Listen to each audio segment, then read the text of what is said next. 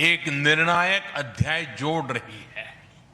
Friends, पिछले कुछ वर्षों में भारत और यूरोपियन यूनियन के संबंधों में उल्लेखनीय प्रगति हुई है। साझा लोकतांत्रिक मूल्यों,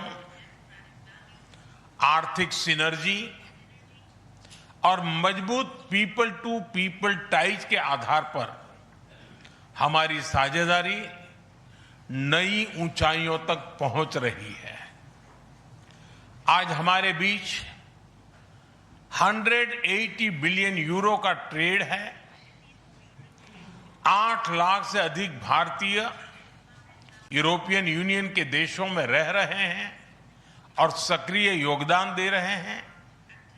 हमने स्ट्रेटेजिक टेक्नोलॉजी से लेकर क्लीन एनर्जी, डिजिटल गवर्नेंस से लेकर डेवलपमेंट पार्टनरशिप, हर क्षेत्र में सहयोग के नए आयाम स्थापित किए हैं।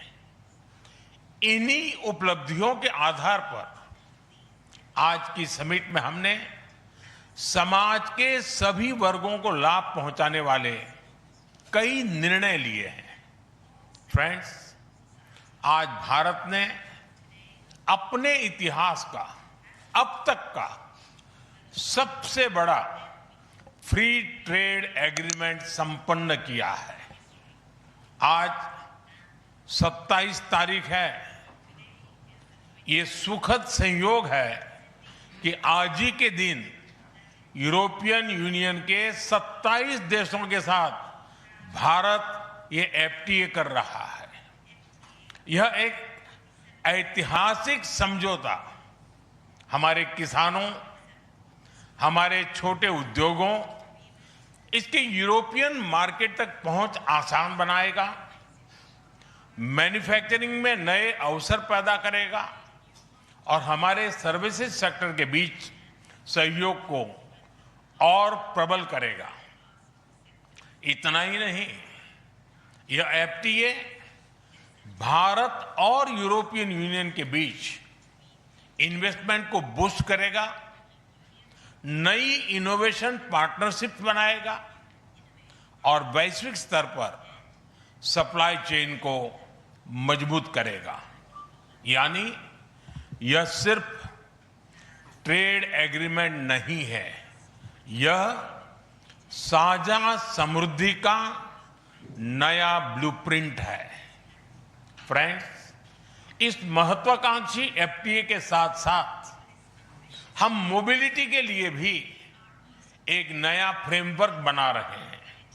इससे भारत के स्टूडेंट्स, वर्कर्स और प्रोफेशनल्स के लिए यूरोपियन यूनियन में नए अवसर खुलेंगे।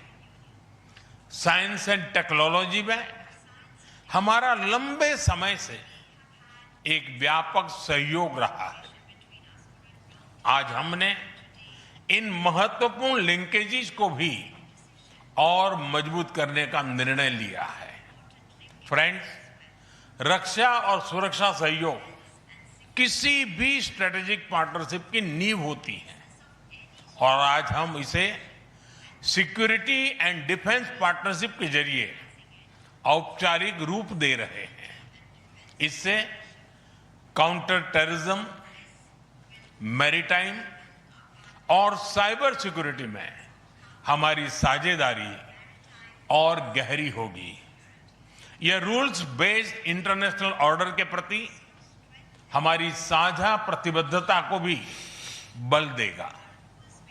इंडो पैसिफिक क्षेत्र में हमारे सहयोग का दायरा और बढ़ेगा और इसके साथ हमारी डिफेंस कंपनियां को डेवलपमेंट और को प्रोडक्शन के नए अवसर साकार करेगी।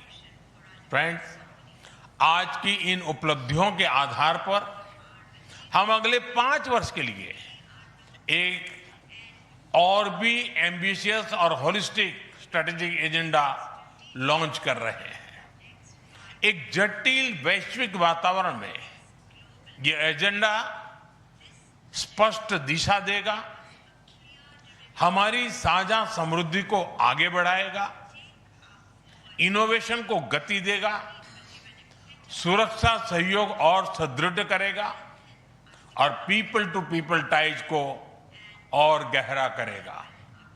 फ्रेंड, भारत और यूरोपियन यूनियन का सहयोग एक पार्टनरशिप फॉर ग्लोबल गुड है।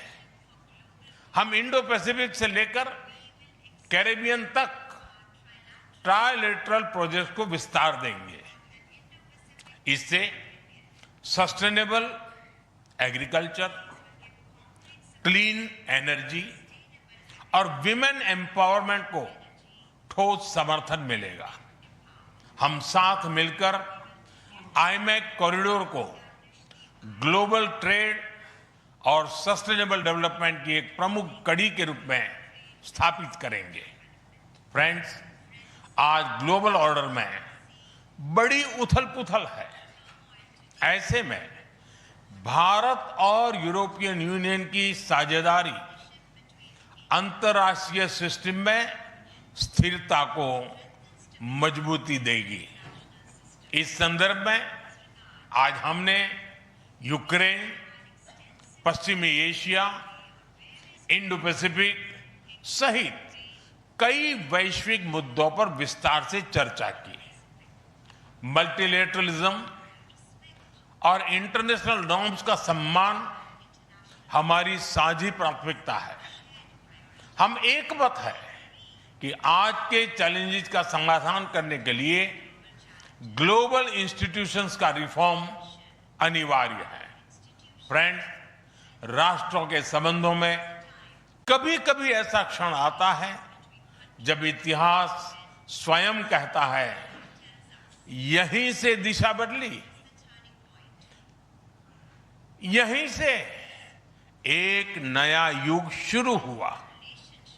भारत की और यूरोपियन यूनियन की यह ऐतिहासिक समिट वही क्षण है।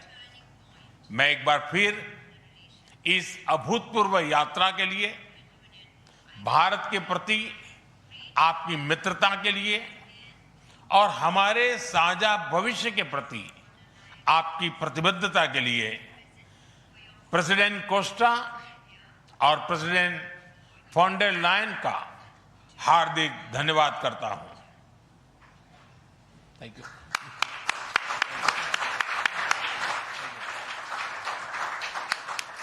Thank you, sir. Request His Excellency, Mr. Antonio Costa, President of the European Council, to give his remarks to the media. Prime Minister Narendra Modi, my dear friend, dear Ursula, ministers, dear Kaya and Maros,